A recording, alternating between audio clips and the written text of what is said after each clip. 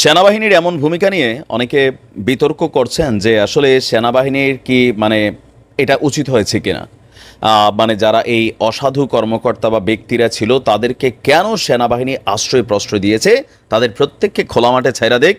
আর আওয়ামী বিরোধী যে শক্তিরা আছে তারা মনের সুখে একটু হাতের সুখ নিয়ে আনে, কিন্তু বিষয়টা এখানে সাংঘর্ষিক, খেয়াল রাখতে হবে।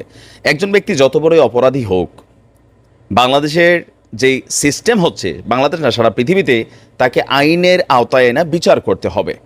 তো সেইটার জন্যই পেশাগত দায়িত্বের দিক থেকে সেনাবাহিনী এই কাজ করতে পারে না, যার কারণেই তারা কিন্তু তাদেরকে আশ্রয় দিয়েছে, এটা আমরাও বুঝি। গত 5ই আগস্ট থেকে সাবেক প্রধানমন্ত্রী শেখ হাসিনা তিনি দেশ ছেড়ে পালানোর পর বাংলাদেশ আওয়ামী লীগের অনেক বড় বড় নেতা, এমপি, মন্ত্রী, প্রশাসনের খুবই ঊর্ধ্বতন কর্মকর্তা, এছাড়াও আওয়ামী লীগ আমলে নিয়োগপ্রাপ্ত অনেক সচিব, উপসচিব, বিচারক, যারা এই পদগুলোকে আসলে পলিটিক্যালি ব্যবহার করে ফেলেছেন। রাজনীতিবিদ যারা আছেন তারা তো আলাদাই, আর বাকি যারা আছেন বিভিন্ন জায়গাতে যারা দুর্নীতি করেছেন বা তারা প্রাণের শঙ্কা ফিল করছেন, তৎকালীন সময়ে তারা তাৎক্ষণিকভাবে সেনাবাহিনীর আশ্রয় চেয়েছে। দর্শক, এ পর্যন্ত হাজার হাজার আওয়ামী লীগের নেতাকর্মী, এমপি, মন্ত্রীরা উধাও, তাদেরকে খুঁজে পাওয়া যাচ্ছে না, বলা হচ্ছে ঘাপটি মেরেছে। তো আমরা আজকে দেখি যে 5ই আগস্টের পর থেকে এ পর্যন্ত আমাদের সেনাবাহিনীর কাছে কতজনকে আশ্রয় দিয়েছে। আইএসপিআর সেনাবাহিনীর যেই গণমাধ্যমের বক্তব্য, সেটা হচ্ছে রাজনীতিবিদ, পুলিশ এবং বেসামরিক কর্মকর্তা সহ, পুলিশের মধ্যে আমরা যতটুকু শুনতে পাচ্ছি ডিবি হারুন, পাশাপাশি আপনার সাবেক আইজিপি, তারা আপনার সেনাবাহিনীর ছত্র ছায়াতেই সম্ভবত আছেন, এমনটা অনেকে বলছেন। তো যেহেতু পুলিশের উচ্চারণটা আসছে, এখানে বোঝাই যাচ্ছে রাজনীতিবিদ, পুলিশ এবং বেসামরিক কর্মকর্তা সহ 626 জনকে সেনানিবাসে আশ্রয় দেওয়া হয়েছিল বলে জানিয়েছে আন্তঃবাহিনী জনসংযোগ অধিদপ্তর, আইএসপিআর। আজকে এক সংবাদ বিজ্ঞপ্তিতে বলা হয়েছে, সারা দেশে ছাত্র জনতার আন্দোলনে রাজনৈতিক পট পরিবর্তনের ফলে আইন শৃঙ্খলা পরিস্থিতির ব্যাপক অবনতি হয়।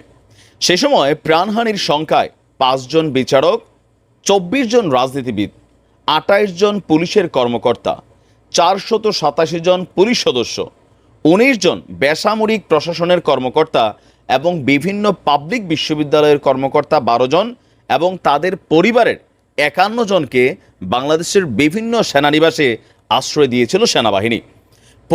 পরবর্তীতে পরিস্থিতির উন্নতি হওয়ায় 615 জন নিজ উদ্যোগে সেনানিবাস থেকে চলে যায়। এছাড়া এখন পর্যন্ত 4 জনকে অভিযোগ বা মামলার ভিত্তিতে আইন শৃঙ্খলা রক্ষাকারী বাহিনী পুলিশের কাছে হস্তান্তর করা হয়েছে।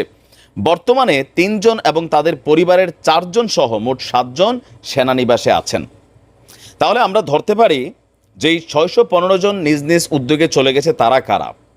আপনাদের খেয়াল থাকার কথা, 5ই আগস্ট বিকেলবেলা এয়ারপোর্টস ব্লক করে দেওয়া হলো, যেন এয়ারপোর্ট দিয়ে কেউ পালাইতে না পারে। একটা ইমার্জেন্সি সিচুয়েশন ছিল। তো সেই সিচুয়েশনটাতে যেহেতু এখানে আভ্যন্তরীণ আন্তর্জাতিক অনেকগুলো ফ্লাইট পরিচালনা হচ্ছে, একটা ঝামেলা পাকাই গেল। পরবর্তী সময় সম্ভবত 14 বা 18 ঘন্টা পরে ফ্লাইট আবারও খুলে দেওয়া হলো। তো এয়ারপোর্ট থেকে ধাপে ধাপে অনেকেই আপনার আস্তে আস্তে কিন্তু বাংলাদেশ ছেড়ে চলে গেছেন। আবার অনেকে ভারত সীমান্ত দিয়ে কিন্তু ভারতে চলে গেছেন, অনেকে প্রতিবেশী রাষ্ট্রগুলোতেও পালিয়ে গেছেন। তবে আওয়ামী লীগের বড় সংখ্যক, গণমাধ্যমের তথ্য অনুযায়ী 90 থেকে 100 জন এমপি, মন্ত্রী, যারা বড় মাপের মানুষ আছেন, তারা বাংলাদেশ ছেড়ে এই ঘটনার আগে পিছনে চলে গেছেন বা তাদের পরিবারের সদস্যরা চলে গেছেন। কিন্তু বাকি যারা ছিল বাংলাদেশে, অনেকে ভারতে পলায়ন করেছে, অনেকে এখনও বিভিন্ন জায়গায় আত্মগোপন করে আছে।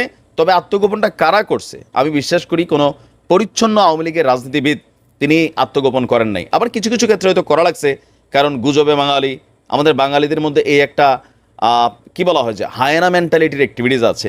বিপরীত দলের মানুষটা ভালো না খারাপ দেখার সময় নাই। আওয়ামী লীগ বললে ঝাঁপাই পড়ো, বিএনপি বললেই ঝাঁপাই পড়ো, জামাত বললেই ঝাঁপাই পড়ো।